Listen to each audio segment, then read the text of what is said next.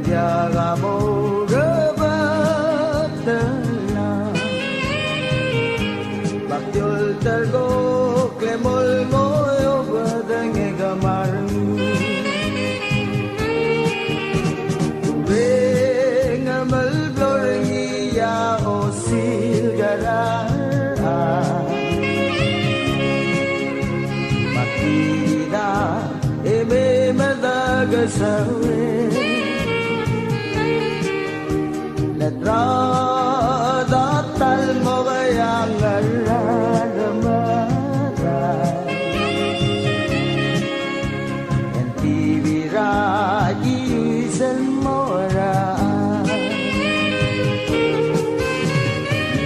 Basu Mama will do yera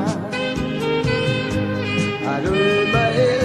alwoy or mal yom gegaro Basul Lendiagamo rebatela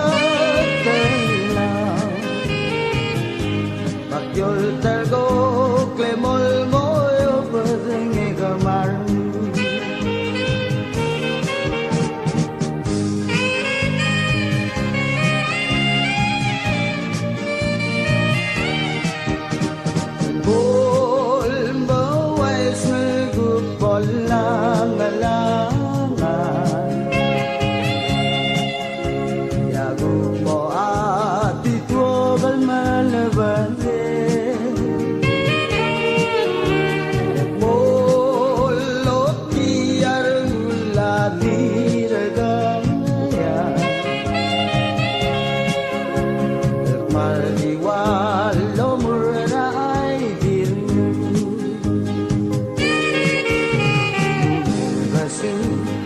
Mama de wudu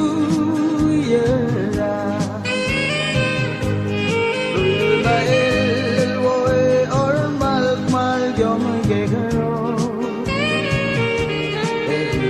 Basul Lendiagamo